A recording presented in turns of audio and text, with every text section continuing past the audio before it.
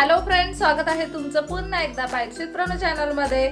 आज bites with Pranu मध्ये ना आपण तांदळाच्या पिठाची बोरं बनवणार आहोत। आता कशी बनवणार आहोत आणि आज बोरं का बनवणार आहोत हे सुद्धा मी तुम्हाला सांगते। आज सकाळी मी ओल्या नारळाच्या करंज्या बनवणार होते नाश्त्याला मैद्याच्या पिठाच्या, आणि चुकून माझ्या हाताने तांदळाचं पीठ मळलं गेलं आणि त्याच्यामध्ये मी तूप वगैरे सगळं व्यवस्थित टाकलं आणि साध्या पाण्याने पीठ भिजवलं आणि बघू शकता हे भाकरीचं पीठ। म्हणजे ऍक्च्युली काय झालं, सकाळी ना मम्मीने ओल्या नारळाच्या करंज्या बनवायला घेतलेल्या, त्याच्यासाठी तिला हवं होतं मैद्याचं पीठ। सकाळी गडबडीत तिने त्याच्यावरती नावच बघितलं नाही, डायरेक्ट मैद्याचं पीठ घ्यायच्या ऐवजी तांदळाचं पीठ घेतलं आणि ते मळताना तिला जाणवलं की आपण तांदळाचं पीठ घेतलंय म्हणून। आणि मस्त ना हे पीठ आपण तूप वगैरे टाकून मळलंय। काय काय टाकलंयस मम्मी तू ह्याच्यामध्ये मळताना? त्याच्यामध्ये जेवढं म्हणजे हातावर हे होईल ना तेवढं तूप टाकले, म्हणजे एक गोळा होईल ना मूठ बनेल एवढं तूप टाकले। ऍक्च्युली ना इथे आपण साधारणतः 2 वाटी इतकं तांदळाचं पीठ घेतलेलं आहे। जे भाकरीसाठी आपण पीठ वापरतो ना ते पीठ आपण इथे घेतलेलं आहे आणि त्या पीठामध्ये ना मम्मीने नंतर तूप टाकलं होतं। जोपर्यंत आपली छान अशी मूठ बनत नाही ना तोपर्यंत तूप टाकत राहायचं। आपल्याला साधारणतः 4 चमचे तूप लागलेलं, तुम्हाला 4-5 चमचे कितीही लागू शकता। असं मूठ बनेल ना तोपर्यंत तूप टाकत राहायचं आणि त्यानंतर आपल्या थंड नॉर्मल पाण्याने हे पीठ मळून घ्यायचं। अशा पद्धतीने हे पीठ मळलेलं आहे, तुम्ही इथे पाहू शकता। आता ह्याच पिठाची ना आपण बोरं बनवणार आहोत। हे एवढं पीठ काय करायचं, आता हे पीठ टाकून पण देऊ शकत नाही, ह्याचा काहीतरी उपयोग पण झाला पाहिजे। आता ना आपण इन्स्टंट अशी बोरं बनवणार आहे। ही बोरं ना तुम्ही दिवाळीत सुद्धा बनवू शकता आणि कोइन्सिडेंटली ना आमची ही बोरं आताच बनवून होत आहेत, त्याच्यामुळे आपण अजिबात उशीर न करता लगेचच बोरं बनवायला घेऊया। इथे तुम्ही पाहू शकता अगदी मऊसूत असं हे पीठ मळून घेतलंय आपण। आता ना मिक्सरला लावून आपण खोबरं घेतलंय, ओलं खोबरं आहे हे। साधारणतः 2-3 चमचे खोबरं यामध्ये टाकूयात। याच्यामध्ये ना अगदी भरभरून असे तीळ टाकायचे आपण। खोबऱ्याने ना बोरं खुसखुशीत बनतात एकदम आणि तीळ ना दाताखाली खूप छान लागतात बोरं खाताना। आता यामध्ये आपल्याला गूळ टाकायचा आहे। इथे आपण साधारणतः अंदाजे अर्धी वाटी इतका गूळ घेतलेला आहे। आता इथे गुळाचं प्रमाण ना तुमच्या आवडीवरती डिपेंड आहे। आपण साधारणतः 2 वाटी इतकं तांदळाचं पीठ घेतलेलं, त्याच्यासाठी अर्धी वाटी इतकं गूळ घेतलेला आहे। तुमच्या आवडीप्रमाणे हा गूळ तुम्ही थोडा जास्त सुद्धा करू शकता, थोडी गोड बोरं हवी असतील तर। आता हे ना आपल्याला छान असं मळून घ्यायचंय सगळं।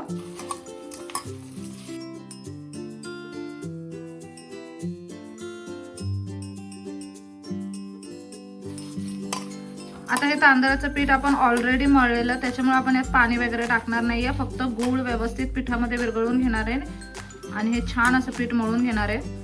आता कधी कधी काय होतं, आपण एखादा पदार्थ बनवायला गेलो तर तो पदार्थ चुकतो किंवा चुकीचं काहीतरी आपल्याकडून घेतलं जातं। अशा वेळी ना डिसअपॉइंट होण्यापेक्षा ना तुम्ही काहीतरी सोल्युशन काढू शकता त्यावरती। उगाच टेन्शन घेऊन मग ती गोष्ट वाया घालवण्यात काही अर्थ नसतो। प्रत्येक पदार्थाचं ना काही ना काहीतरी बनतंच, त्याच्यामुळे थोडंसं डोकं लावायचं आणि त्याचं काहीतरी बनवून टाकायचं, पण तो पदार्थ वाया घालवायचा नाही किंवा ते सामान किंवा इन्ग्रेडियंट वाया घालवायचं नाहीत कधी।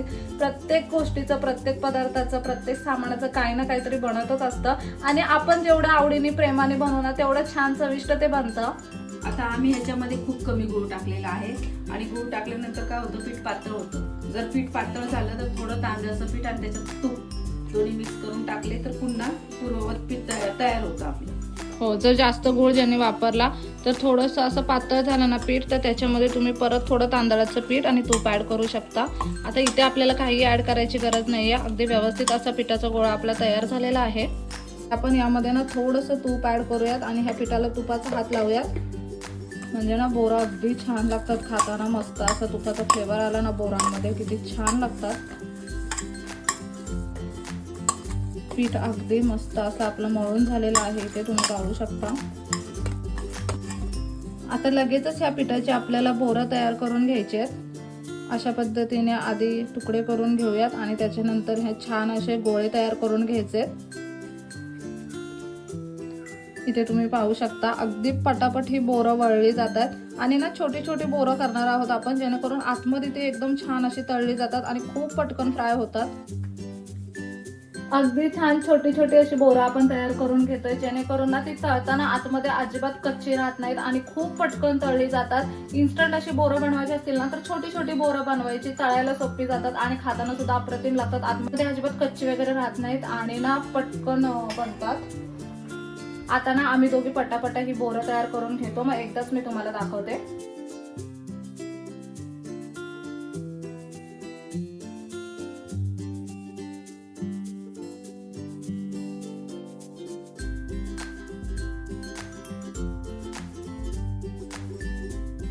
आता इथे आपण एक कढई घेतली, कढईमध्ये तेल टाकून घेऊयात.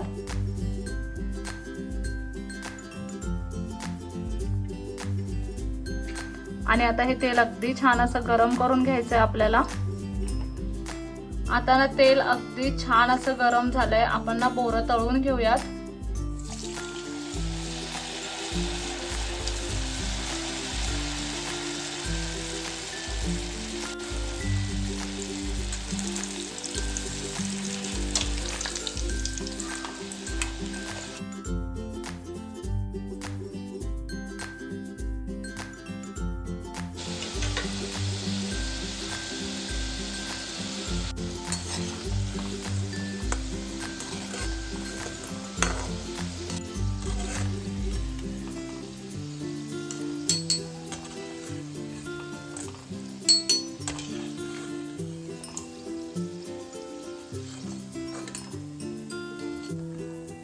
इथे तुम्ही पाहू शकता मस्त अशी बोरं आपली तळून झालेली आहेत. पहिला घाणा आपण लगेचच यांना आता टिश्यू पेपर मध्ये काढून घेऊयात, म्हणजे याच्यामध्ये ना उरलं सुरलेलं तेल सुद्धा राहणार नाही. आणि अशा पद्धतीची जाळी घ्यायची, म्हणजे हे बाकीचं एक्स्ट्राचं जे ऑइल आहे ना ते सुद्धा अगदी व्यवस्थित निघून जातं.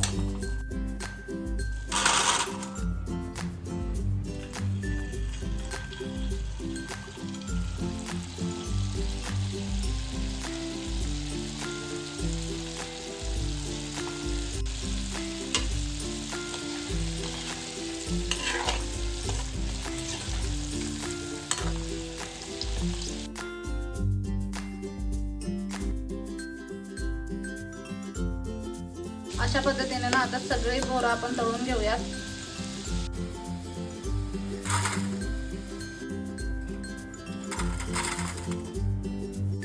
इथे तुम्ही पाहू शकता सगळी बोरं आपली मस्त अशी फ्राय करून झाली आहे. आणि ना तीळ टाकल्यामुळे ती दिसायला सुद्धा किती छान दिसत आहेत. आपण ना अगदी छोटी छोटी अशी बोरं बनवली आहेत.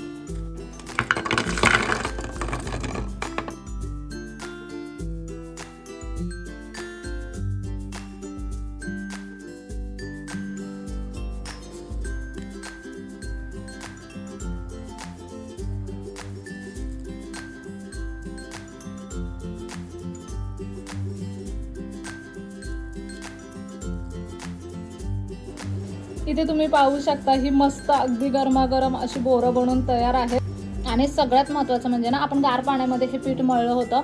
चुकून मम्मीने ते मैद्याचं पीठ समजून तांदळाचं पीठ मळलं होतं, त्याच्यामुळे ते गार पाण्यामध्ये मळलं होतं. तरी सुद्धा ना बोरं एकदम सॉफ्ट झाली आहेत. आपण बोराचं पीठ मळतो ना तेव्हा ते गरम पाण्यामध्ये मळतो, पण हे पीठ गार पाण्यामध्ये असून सुद्धा बोरं एकदम सॉफ्ट झाली आहेत. इथे तुम्ही पाहू शकता लगेच तुटली जात आहेत बोरं. आणि आतून ना छान असं शिजलंय बोर, कारण आपण छोटं बोर बनवलं होतं.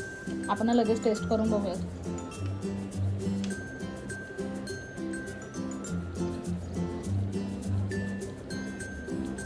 कमाल, छान अगदी व्यवस्थित आतमधून शिजलं गेलंय बोर. आणि त्याच्यामध्ये तीळ खूप छान लागतात ना बोरामध्ये. हो, आणि खोबऱ्यामुळे एक अजून खुसखुशीतपणा येतो बोराला. खोबऱ्यामुळे तर खुसखुशीतपणा येतो. आणि तीळ तुम्ही केव्हा जर घेतलेत ना तर भाजून पण घेतले तर अजून छान लागतात, त्याची टेस्ट वेगळी येते. तुम्ही ना भाजलेले तीळ सुद्धा वापरू शकता, त्याची पण टेस्ट खूप कमाल लागते. आपण हे असेच तीळ टाकलेले डायरेक्ट पिठामध्ये एकदम इन्स्टंट अशी बोरं बनवलेत आपण. ऍक्च्युअली इतकी मस्त लागतात ना ही बोरं. पण तुम्ही दिवाळीच्या टायमिंगला ना आवर्जून ही बोरं बनवू शकता. एवढी कमाल बोरं झाली आहेत ही.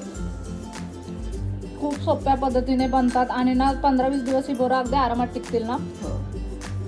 आवर्जून दिवाळीच्या फराळामध्ये ट्राय करण्यासारखी अशी रेसिपी आहे. दिवाळीचा फराळ करण्याचं काही इंटेन्शन नव्हतं, आपोआप तो फराळ तयार झालेला आहे. आणि कोकणामध्ये लोकांची भात शेती असते ना, दिवाळीच्याच टायमाला कापली जाते.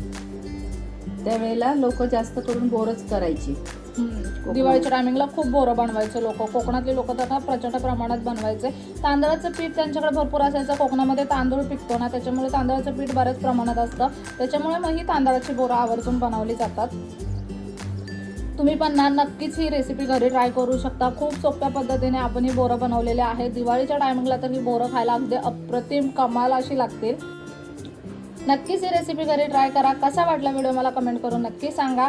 चला तर मग नेक्स्ट व्हिडिओमध्ये भेटूया. तोपर्यंत मस्त खा, भरपूर फिरा आणि आनंदी राहा.